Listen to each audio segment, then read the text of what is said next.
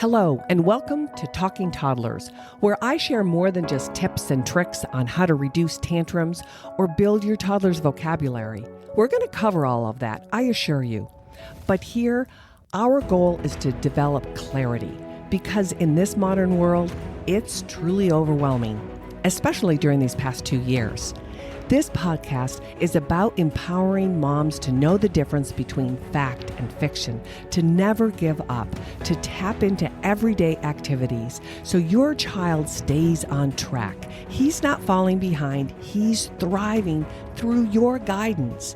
We know that true learning starts at home, and Talking Toddlers, this podcast helps you develop that with clarity, confidence, and clear communication. So let's get started.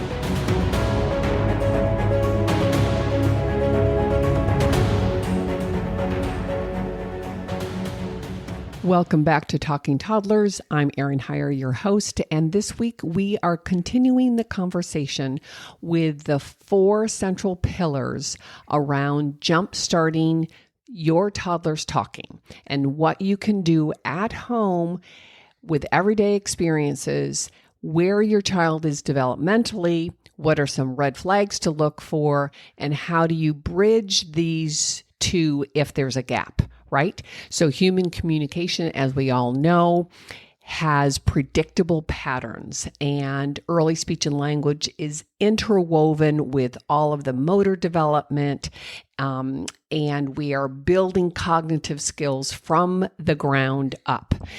And his play, that 4-letter word to us grown-ups, is really the way that we wire our brains and the way that we build an understanding and relationships with all of the people in our life, right? So last week, I introduced the first 2 pillars. The first one is social interaction. And if you haven't listened to last week's episode, please go back and do that. That would be number 35. But until a child really learns how to pay attention, how to socially engage, they're not ready to use or understand words. And then pillar number 2 was how your child learns to understand spoken language, right? And it's not just spoken language or verbal, it is nonverbal language, right? And it all begins with gestures and facial expressions.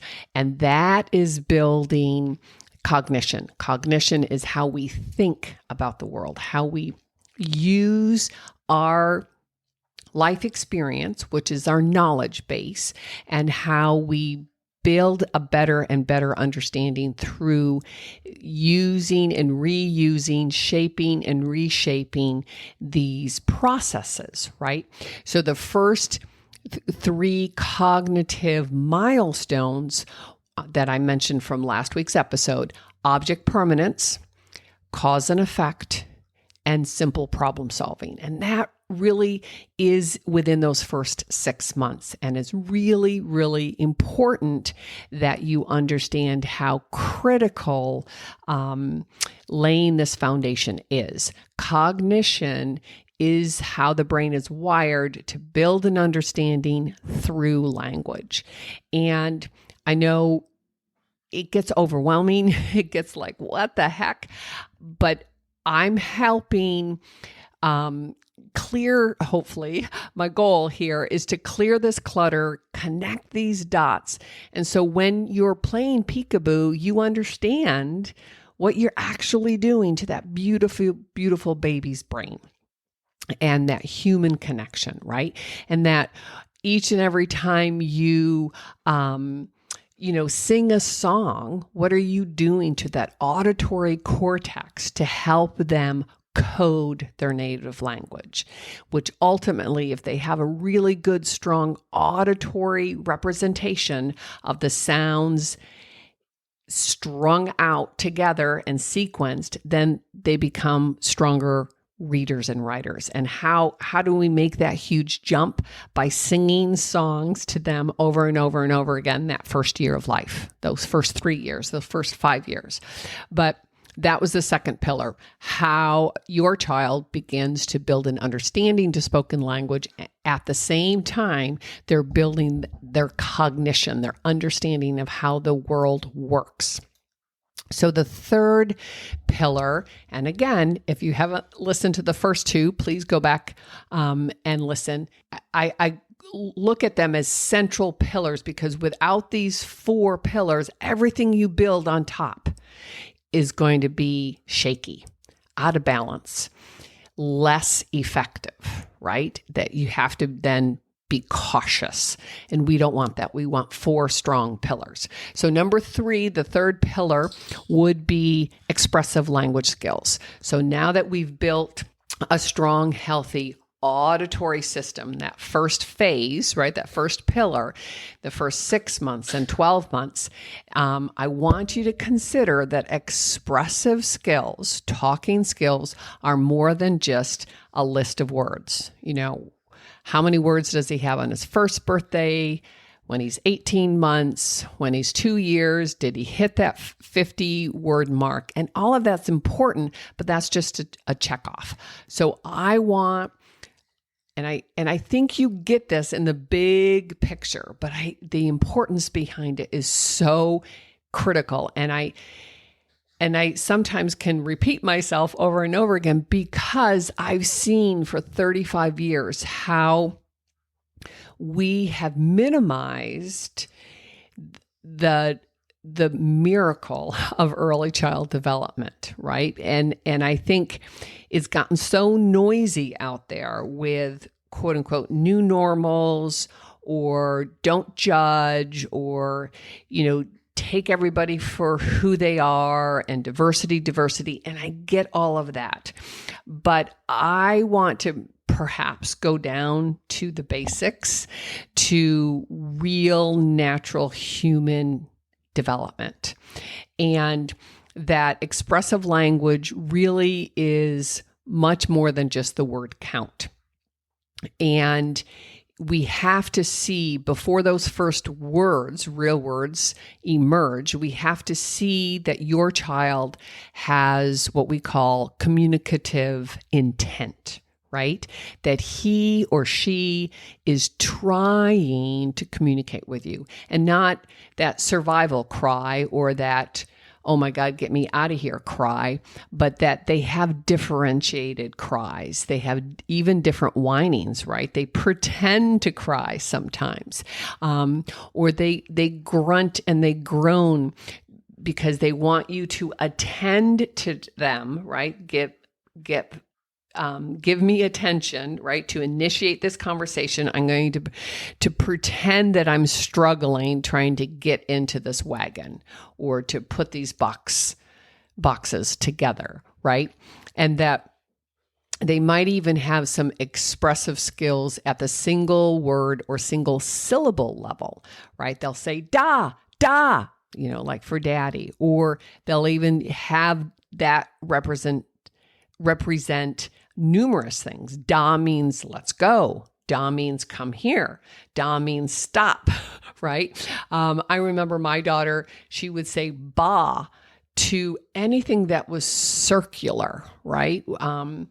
Whether they were balloons or balls or everything was just ba because she had control over that single syllable that could represent a lot of things in her life.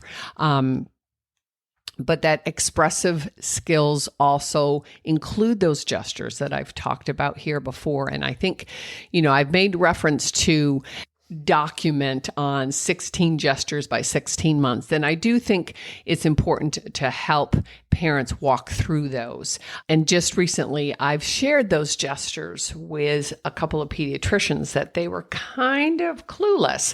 And they're like, wow, I never knew that it was this formal and this structured, and I certainly give a lot of wiggle room to pediatricians because they have so much medical stuff that they have to deal with, right? And they do rely on us developmental specialists, right? That I kind of have studied and restudied and hopefully kept up with, how to serve the newborns, the 1, 2, 3, 4, 5, 6-year-olds, right? But gestures are critical as that first step of expressing themselves, right? When they raise their arms to be picked up, or they wave bye-bye, they know that they're done with you in this room, in this event, and they're leaving. Or they wave like, okay, shut up now, lady, and stop talking. I can't tell you how many times, a mom and I are chatting at the end of our session, and the baby's sitting there waving goodbye. Like, that means go away, lady. And that's like, stop talking. Let me leave, right? And they're not fussing, but they're giving me a very, very specific formal communicative act, right? Or blowing a kiss or pointing, all of those gestures, those 16 gestures by 16 months. And there is a hierarchy of a sophistication with them, because once they get them, there's a language of a spoken word explosion. So typically, your child, by the time they're 12 months of age, they learn to imitate these actions. So up in that first year of life, you're doing a hand over hand, wave bye-bye to Auntie Susie, wave bye-bye, or you're helping them blow a kiss, or you're, over exaggerating, like, oh, I don't know, what are we going to do? Where's the puppy? We can't go for a walk. You're shrugging your shoulders. You're making kind of these funny facial expressions. You're demonstrating over and over and over again that I know understanding these single words are tricky, but my gestures are a good introduction. Okay, so the key takeaway is that gestures are an important predictor for speech, for verbal speech, right? And that they typically emerge, all these gestures, right before they start talking.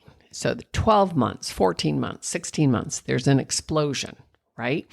And so these are these predictable patterns that we have for early speech and language, for early human communication, for early child development. They all go together. I'm going to have a stronger voice, a more engaged child, a more interactive child if I have built the motor skills to sit up by myself, right, with lots and lots of healthy tummy time. And that I can attend to things in the environment with being able to reach out with my arm and bring things to my mouth. Again, in those first 6 months, with lots and lots of tummy time and lots of purposeful interactions with all of my caretakers, right? So they're all interwoven.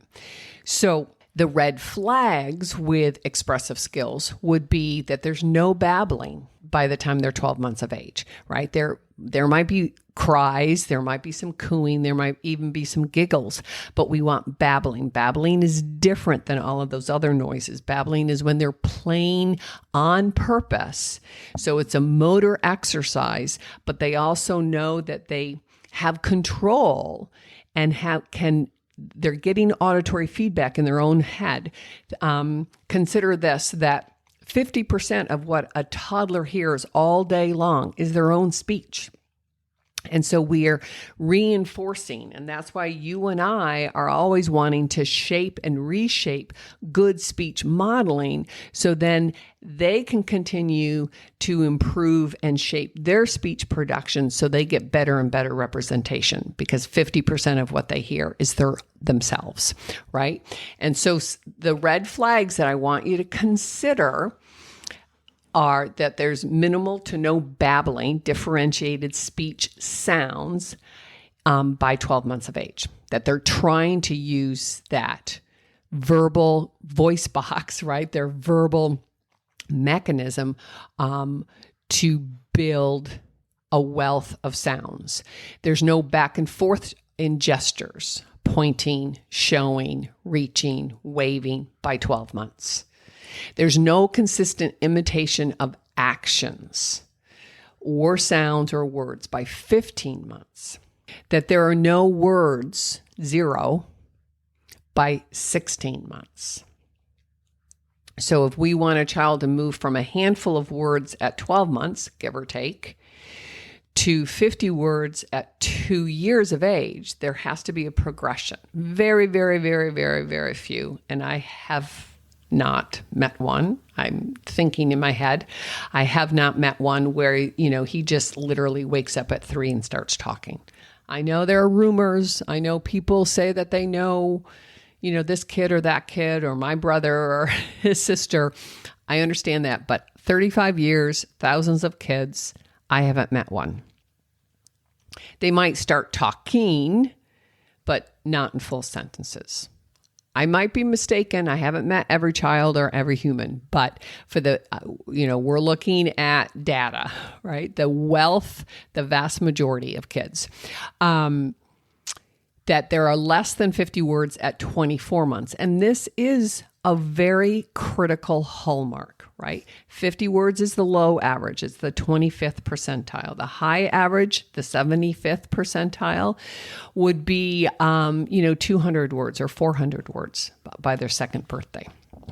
And that they're starting to put words together, right? So this is another red flag, is that there are no 2-word phrases without imitating or, repeating by 24 months, right? And that there's no back and forth conversational or turn taking, give or take, by 30 months. And then the final red flag on this list is that there's a loss of speech, babbling, or interaction at any age ever. Kids don't lose speech and language skills. Kids don't all of a sudden not walk. They don't stop crawling. Well, they do stop crawling because they have learned to walk, right?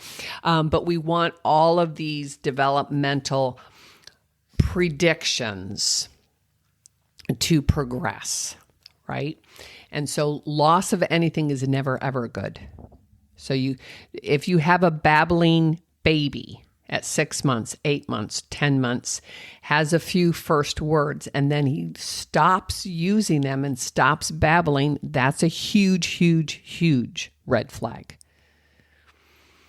So all of these actually are pretty big red flags when it comes to, expressive language skills, that they have not evolved in them, right?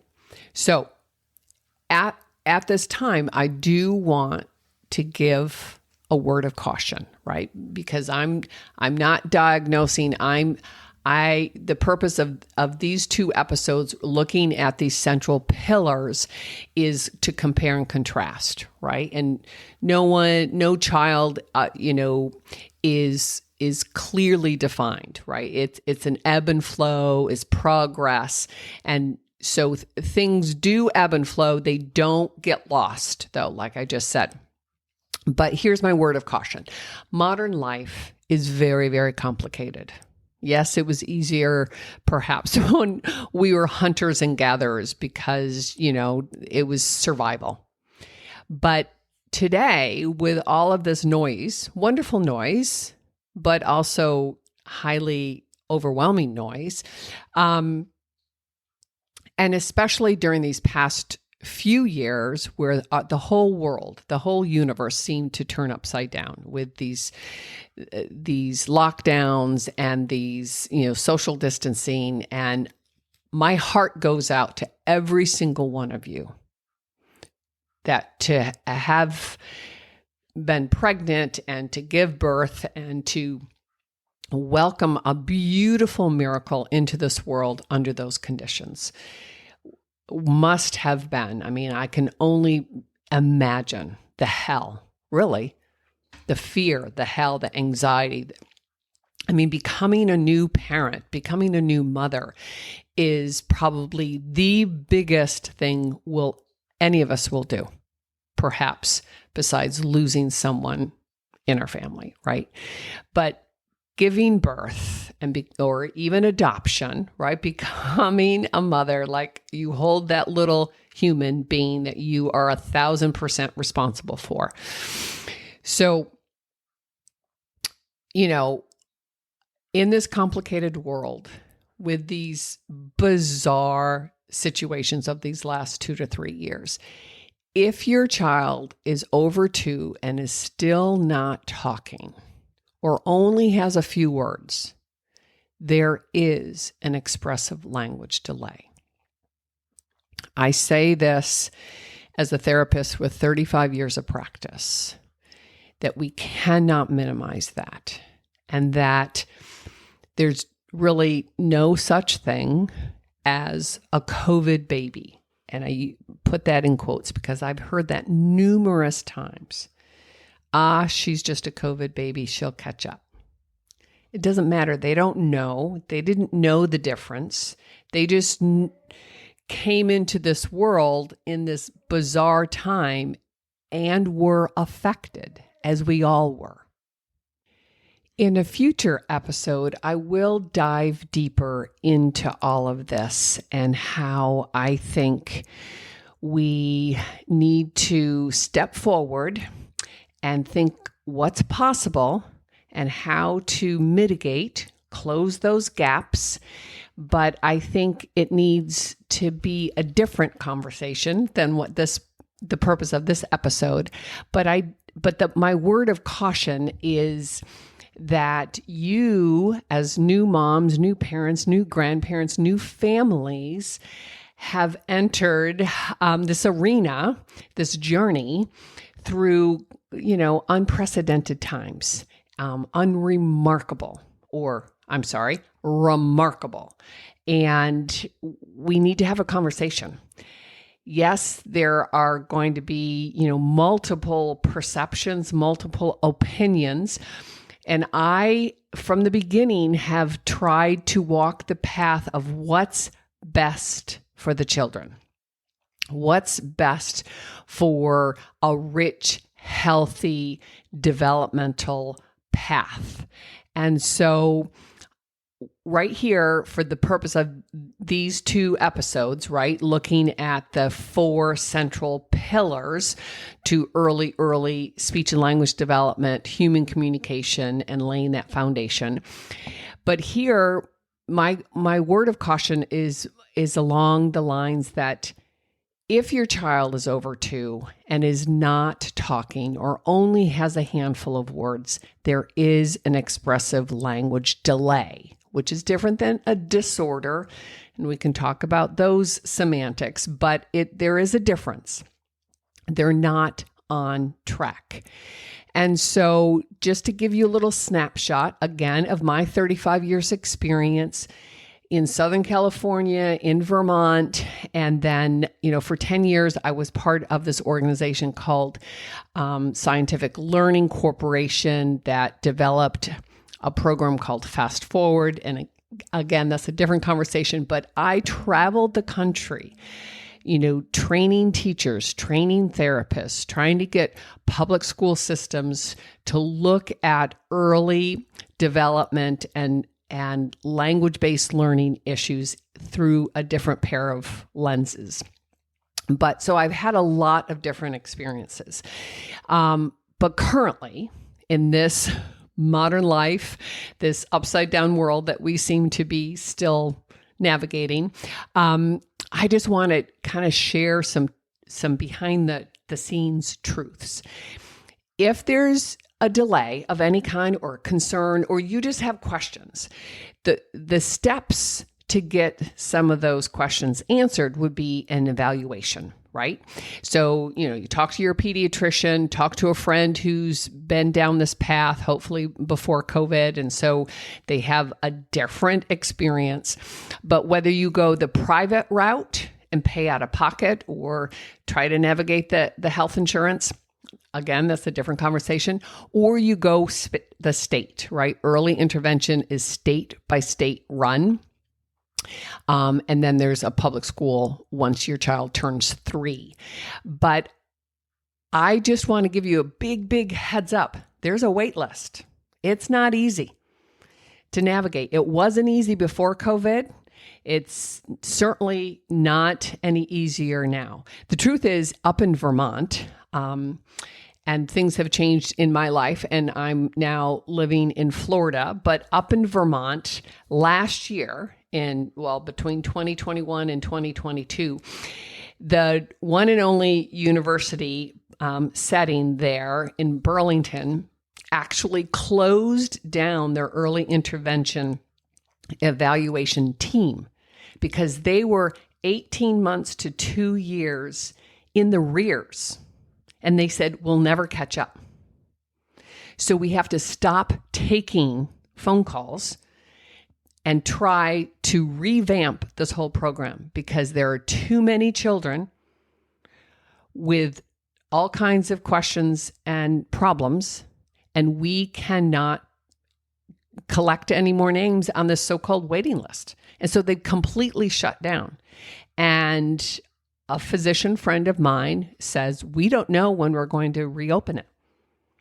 So that's just one kind of example of the hell that has been kind of exploding right before our very eyes. So on that note, if there is a concern and you do find yourself having the courage and picking up that phone and calling someone, which you should, just because this process can be or often is a nightmare. It doesn't mean that you don't go there, but you listen to podcasts like this, you look at YouTube, you try to find trusted guidance so you can reevaluate what you're doing at home and try to fill in the gaps. Because like I've said before, there isn't anything magical that us speech therapists do in that treatment room that you mom and you dad and you grandparents can't do either.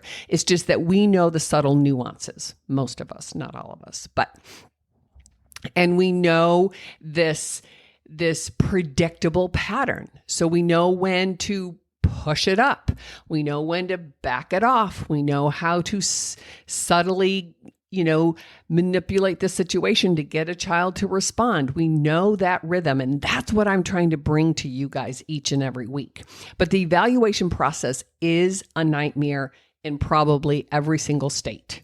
So whether you're private or state, there is going to be a waiting list. There always has been. And, for 35 years since I've been in this career, there's always been a national shortage. There's an international shortage. I used to joke in my 30s and say, I could move anywhere in the world and get a job.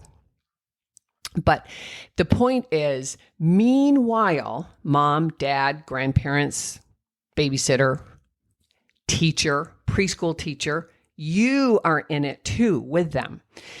So you need to beef up, step up, and enhance your understanding so you can bring it each and every day through everyday lifestyle. And that you really know the truth of what is helpful and what can be a hindrance, right? So all parents need to make sure that they're following and understanding these 4 pillars. But anyone at any time, if you're concerned, start the phone calls now, because there might be an 18-month waiting list. There probably is some kind of waiting list, 6 months. I mean, I had patients in Vermont all of last year that were on a waiting list for anywhere between, the entire pandemic. It was heartbreaking.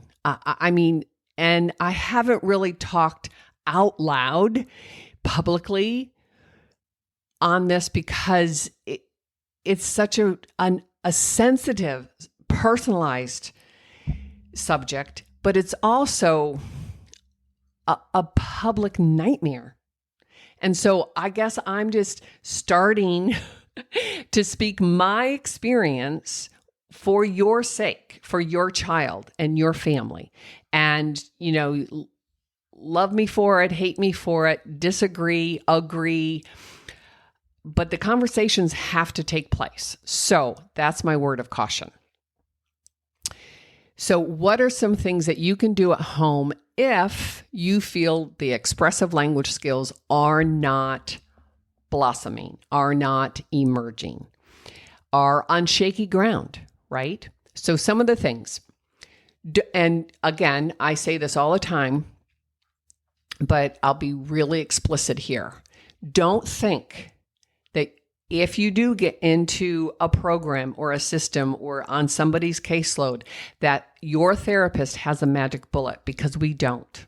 Nor does any school system really have the perfect fixer, right? They can make a difference. They can help bring things to the forefront. They can find and give routines and some continuity. But you, mom, dad, grandparents, family members, all of it, you have to jump in 1,000%. And the truth is, with the nightmare that you guys all had to face with, bringing a beautiful, innocent child into this world that's been turned upside down like we've never seen before, and I'm not talking about the pandemic per se or the loss of life or any of that. I'm just simply saying, what about the children, the innocent children that did not get what they deserved because we were kind of, I don't know, trying to figure out the good, bad, and ugly about this pandemic.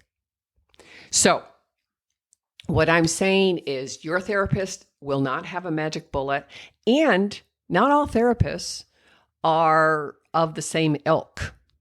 And, and I've said this my entire career, and it took me a long, long, long time, like in my late 30s when I was my practice in Southern California was getting bigger and bigger, and I was trying to hire and, find really, really motivated, eager therapists, right? That I could mentor. And that's the whole thing. And I was kind of shocked at the lack of value and the lack of accountability and the lack of professionalism. And yet a good friend of mine, my lawyer friend, said, Erin, that's true in every field. He goes, I can count on one hand how many lawyers I really respect. Think about, all the doctors on one hand are doctors that you really respect, that make a difference. They might save lives here and there, yes, and that's critical. But there are thousands and thousands of doctors out there. I have no idea, 1.2 million doctors. Anyway, but good and bad teachers, good and bad policemen, good and bad parents, good and bad, firefighters, good and bad speech and language therapists, right? So even though you might have to be on a waiting list, you still might then have to push your therapist to step her game up too. And I say her because 97% of speech pathologists are female. Audiologists tend to be male. Just a little side note. But no one is going to be as committed as you are. And you, mom and dad, and I caution all of you at this time in particular, to not give away your power, right? And that take these things that I'm suggesting that you can do at home, any parent can do at home, whether you're on track and you just want to keep them on track and push them stronger and stronger and stronger, or if you have some questions, right? So the first thing is teach your child to imitate actions during play, during social engagement, during, just free time, right? And so before they can imitate your words, they have to imitate actions. And that's where those 16 gestures by 16 months come into play. Give me 5, and hand over hand, take his hand, smack it on yours and say, yay, give me 5, let's go, whatever you're doing. Right? Imitate things, songs, nursery rhymes. Again, every culture has nursery rhymes for a reason. It's part of human nature. And whether we did it on purpose 1,000 years ago, or it's just what has helped support human development, right? Think of the song, If You're Happy and You Know It. Right? Simple, basic. If you're happy and you know it, clap your hands and then wait. right? You want him engaged. Be exciting, right? It's a critical first step to imitate actions during play. He buys into the fact that he is a participant. That is important, critical. And just on a little side note, because I've now opened Pandora's box about what you all had to live through and what our children had to live through. So if you have a mask on, just imagine this, if you have a mask, and yes, it's all about facial expressions, right? But it also distorts your speech. So they're not getting good auditory representation.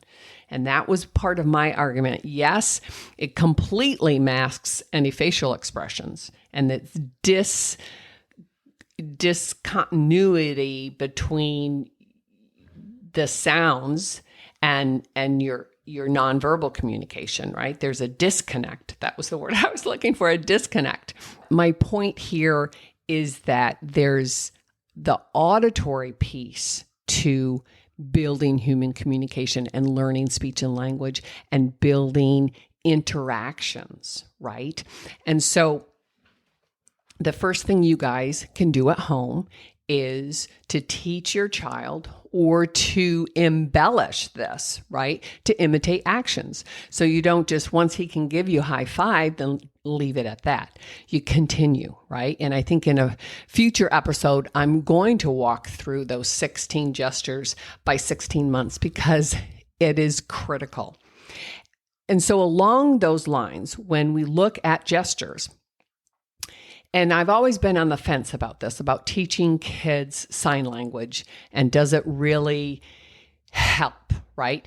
Because the research, which is pretty minimal, but the research does suggest what it does is reduce frustration. It doesn't necessarily improve or increase your vocabulary. It doesn't push you into being an early talker, right? Or it doesn't 100% close the gap if you're a late talker. But what's teaching kids, I mean, think about this, it's pretty logical. Sign language is what? Gestures. So if a child is struggling with connecting, nonverbal communication with doing actions and objects and learning how to connect, right? Then teaching simple gestures, approximated, we call them baby sign language, or your sophisticated gestures could be your homemade sign language. It doesn't have to be American Sign Language, ASL, but it has been a lifesaver with numerous families when there is an expressive gap. So it does alleviate a lot of that frustration. It empowers the child, right? So you could, and maybe I will do this, make a short list of, things that are easy to sign, right? The word, I think a lot of people know, more or please or thank you. What's the sign language for doggy? What's the sign language for drink or sleep or to go swinging or, what's this, think of what the first words would be. That would be empowering and to really help the child realize that he has a role to take, right? To do his part. Once again, it reduces the frustration with typical kids, right? So use it for that purpose. And it can be a game changer if there is an expressive delay. But I always have this little caveat. Always pair it with spoken language, right? And so even with kids who have, hearing losses or mild hearing problems or intermittent hearing losses, always pair it with spoken language, right? So another tool or activity that you can focus on to build expressive language at home, no matter where you are on this journey, is to start with fun play sounds. And you think, what's that? And to use these play sounds over single words. And so think about, why are all the nursery rhymes about animals? And what about all of these, environmental toys like choo-choo trains and cars and dump trucks? Because they make noise.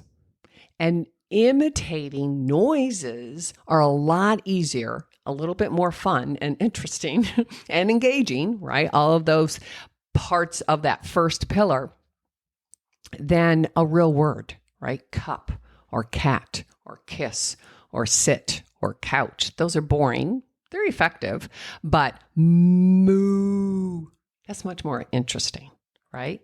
Quack, quack, quack, quack, quack, quack.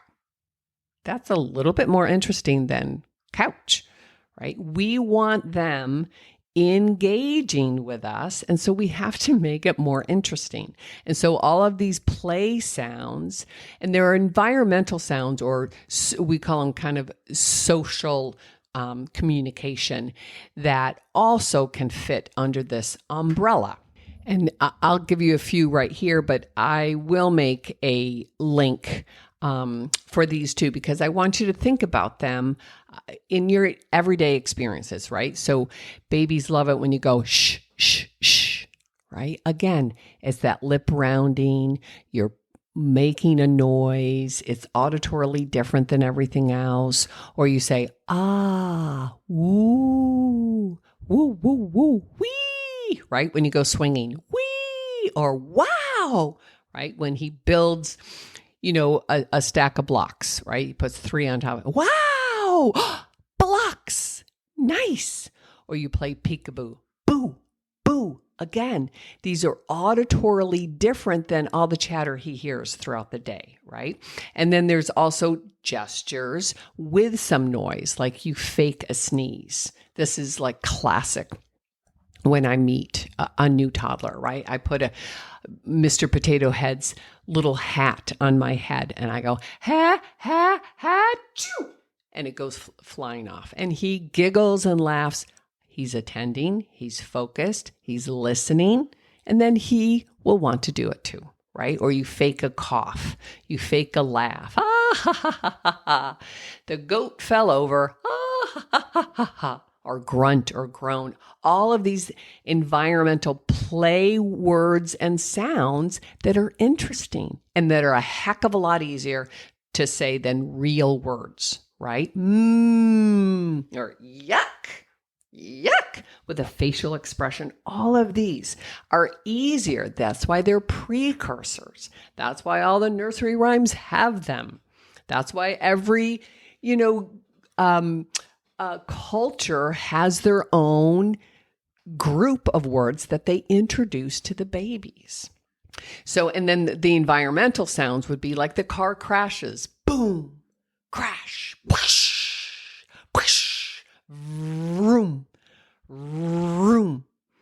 Think about these noises. And again, lots of parents feel awkward doing this, but this is what works in therapy. And I'm sharing with you, we don't have a magic bullet. We don't have any special, magical wands or any of that. We peel back the layers of human communication. We make it as basic as we can, build interest, be interesting, get the child to attend to me, and then imitate with gestures and these fun word sounds, or, they're made up. But I will give you a link to that. So just keep that in mind. It's very, very important that you start there, make it successful. And then he's going to go, yeah, that was good. I feel good inside. A little dopamine hit. I'm going to come back for more. Okay, so remember, imitation of actions and noises are a prerequisite to words. They have to do these things. All right. So what number are we on? 1, 2, 3. Number 4, simplify what you say so that your child can imitate the words, right? Make it simple. What we call a CVC word, a consonant, vowel, consonant. Cup, right? CUP, right? Or cupcake. Break it up. Let them hear all of the parts. So he gets an auditory map, right? He's coding his native language. Simplifying your conversation, mostly single words, a lot of familiarity, repeat the words, know what he likes, and use them over and over again. But help him hear in real life where one word begins and the one word ends. So he begins to auditorily find the structure, right? Because processing language is very, very, very heavy loaded. So just put this in perspective. The average human being processes about 130, 140 words per minute. So that's about 2.5 to 3 sounds or words per second, right? So it's really mind-boggling. Once again, when kind of, early in my career, when I started to really dive deep into the neuroscience and the auditory processes of how a child really learns language or learns to speak. And it's a miracle. That's all I can say. I've always said that the way that we human beings are wired to know what to do with a fair amount of, parenting, right? There, our beautiful children, once again, come under construction. And so, I used to joke until I realized, this could happen. But, unless you lock your child in a closet, they're going to be exposed, right? But we want to take, every opportunity to enhance these first few years, right? 3 years, 5 years, 6 years. And so he has every opportunity to wire a very intricate system efficiently, automatically, fluidly, and to integrate his whole, sensory component. So when he's trying to code, think back if you've ever learned a second language. Oh my gosh, I'm heading on a trip now to visit my daughter who's living for a year in France. And I know that it's going to be so bloody hard for me to perceive. Perceive means that I can auditorily hear and track across real time in milliseconds, and that's how quickly we process, to be able to discriminate what they're saying. There's no bloody way. With my advanced, auditory cortex, yes, neuroplasticity means that I could. So maybe I'll come home with like 10 words that aren't completely butchered, but think of that with your 6-month-old and your 12-month-old and your 2-year-old, that they have to, yes, they're wired to acquire this language in a year or 2 or 3. That's it. What if someone said you have 1 year to master this and then you have to be pretty darn fluent? That would be a lot to ask, right? So keep it simple. Focus 1-syllable words, right, in the beginning, or things that are very, very familiar until they get to imitate, right? And it's going to be approximated, and we're going to talk about that in a couple of minutes. And the last thing to take home are make it relevant, right? Focus on words that your child needs to say, because then they feel empowered, right? Look at the toys that they really like, the foods. And again, hopefully, you're helping them with baby-led weaning so they have rich and healthy foods. Events that they like, to go to the park or to go to pick up their sister at whatever dance class, people that are important, pets' names, right? Objects that are relevant to them, not these esoteric, flashcards, please don't go there. But the whole idea is to empower your toddler and get him to buy into doing his part. That, with gestures and these words and word approximation, I can make people do things. I have power in this little baby body of mine, right? And to really embrace that it takes two to talk, two people to communicate. Okay, so now the fourth and final pillar, central pillar to building a robust speech and language developmental life experience is how a child sounds. So we're not going to go to the speech sound yet until those first three are pretty solid, right? And so these four work together to build the base.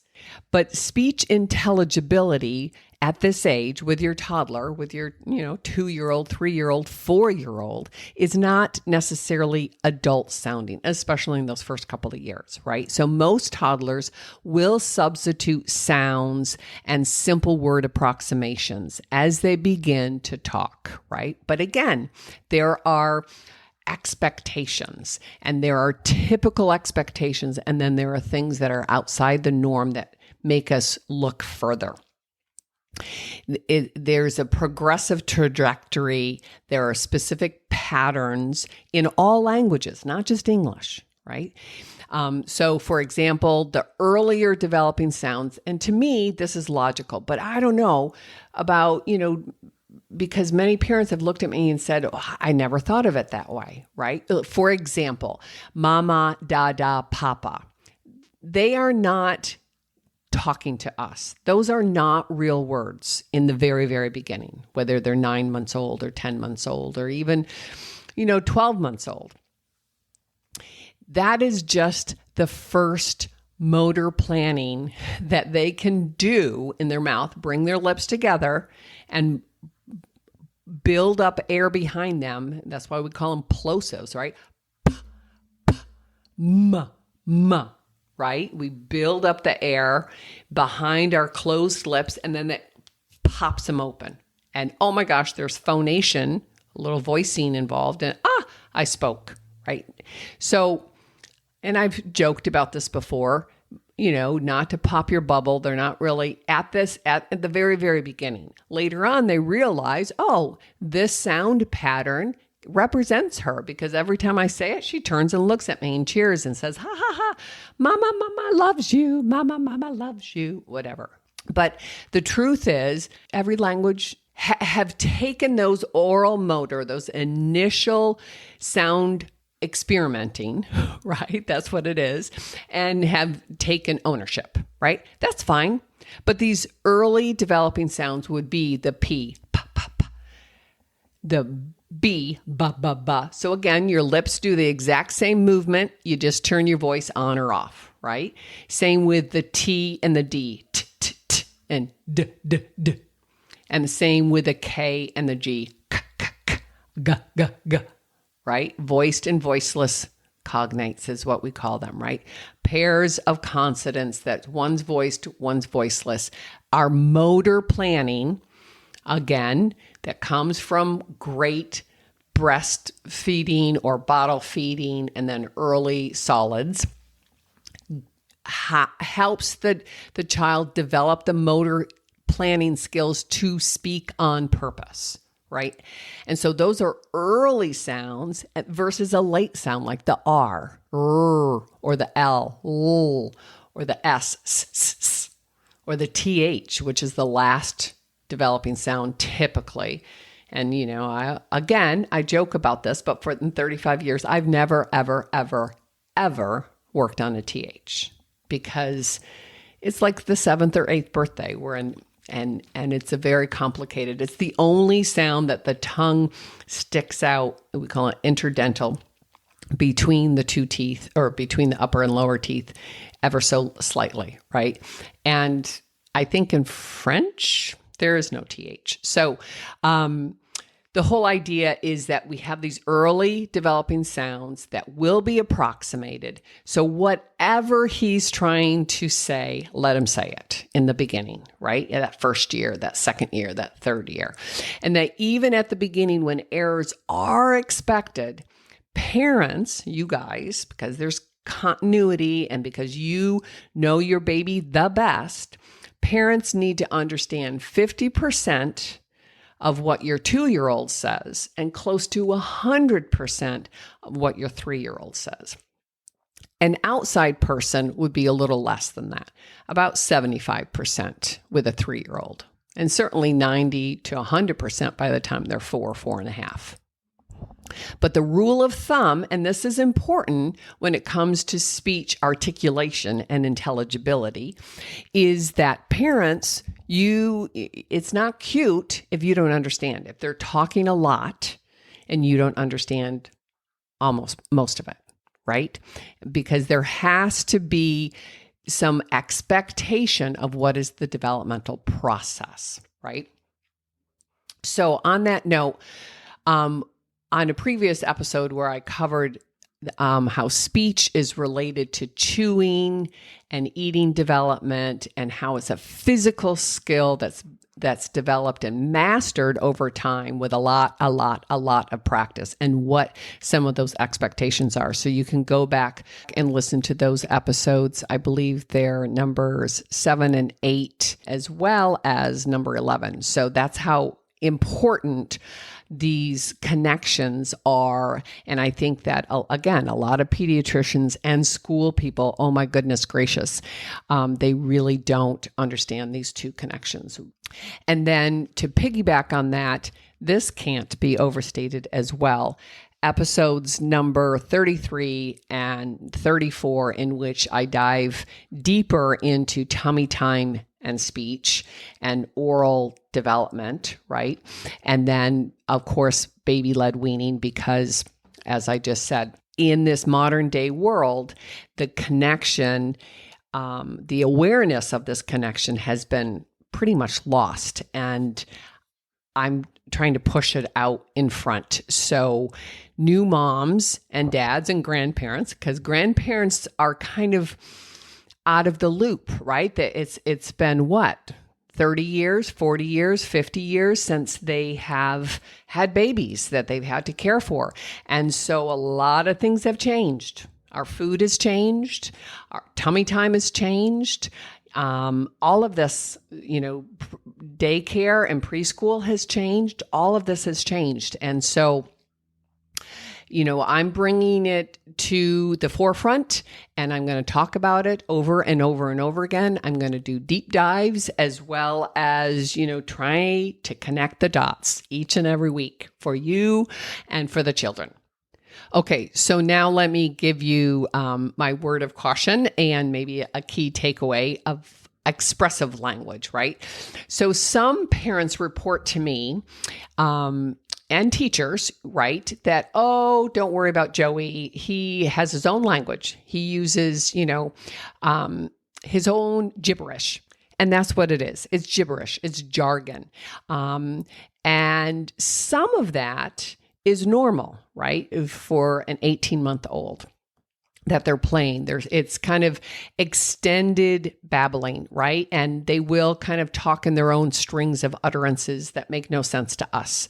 But when jargon or gibberish like this, their own language, quote unquote, persists past their second birthday, it makes me want to dig a little deeper, right? That it is more likely not just speech and articulation and the motor planning for sounds, right? That's the speech element. It would then suggest to me that there's a language development problem. And I talk a lot about the difference between speech and language. And even though we speech people, my whole industry, schools, pediatricians, they don't know the difference between speech and language. And we often interchange these terms, but there is a distinct difference, right? So the physical part of talking is the speech. Language processing are how we put those sounds together to build a word, and then we put these words together in a certain pattern to build a sentence, right? And so that's a very different processing system, and it suggests more of a developmental challenge, right? So you can have the speech and articulation issue, but they're understanding, and perhaps they're talking in full sentences. It's just, we have to really, really listen, right? And to be able to discriminate what they're saying. So just keep that in mind. And trust me, many, many speech therapists get this wrong too. They really, really do. They don't connect the dots, even with all of their training. And school people get this wrong because they'll look at a child who's talking a lot, but not very clearly, and just automatically think it's articulation, when really it is language processing. And so we have to kind of tease that apart. My point to all of this, or the key takeaway, is what your toddler says is more important than the way that he actually says it, right? At least until up to 3. And so there's that kind of threshold between their second and third birthday where they do go from 50 words, like I said, to 3,000 words. They also go from 1 to 2 word utterances to full-on conversations in 12 months. So there's a lot happening neurologically, cognitively, motor, right? Emotionally, socially, all of these things that are developing in sync with one another. So sometimes we really do have to tease it apart and figure out, is it just an oral motor planning problem, a physical difficulty with speech production, or is it a language processing? And that's a little bit more involved. So we have to think about that. And so if you're in the middle of it and you're not sure, then these are the questions you have to pose to your therapist, right? Like I said, that, always seek that advice, go and get an evaluation, even if you have to wait forever and ever, but try to figure it out and really, because then you can address the issue, or then you can start where they are and build up. Right? I always use the analogies, if I want to run a marathon, and that's conversational speech at 3 or 4, right? If I want to run a marathon and not die, I have to go to where I am. And if, I can jog 3 miles, then that's where I start. Or can I just barely walk 3 miles, right? So that's where I start. So we can build this process. We just have to be clear of where are we and where are we going next.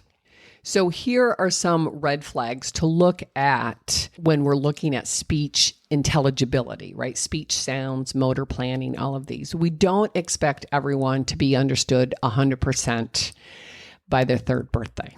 We do expect them to be clear by their 3rd birthday, and that someone unfamiliar with them can understand about 75% of what they say, right? Sometimes they don't follow the story very well, but they understand the words that they're trying to produce, right? And yes, there are a lot of variables. I never, ever, ever deny that. But at the same time, keep in mind, parents, you should understand 100% of what they say, right? Because then if that's the case, then we know that it's more speech and articulation and not language, right? Like one of the cases that I reviewed with you all with late talkers, I was a young girl who was selecting when, where, and with whom she would talk. But the key was that mom understood 100% of what she said. All right, 95% of what she said. Dad, probably less than 50%, but that's pretty classic family dynamics. I didn't understand a darn thing of what she said. But once she felt comfortable with me and she started conversing, quote unquote, I could tell it was pretty sophisticated, right? And I could tell there were long utterances I just couldn't understand, right? So her expressive language was developing. And I would watch her and her mom converse. And they would go back and forth and, build a house and take care of babies and, plan trips and all these kinds of things. It was very sophisticated language. So it's really important that we tease that apart. So keep in mind, kids will make mistakes. It's not going to be perfect, from the beginning, right? I think you know that, and I know that. But and you'll need clarification, right? You'll need to say, "What do you mean by that, honey? Do you mean this or that?" Right?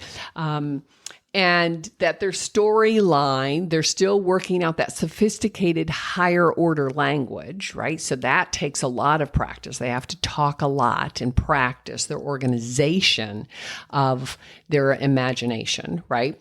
So that'll get mixed up.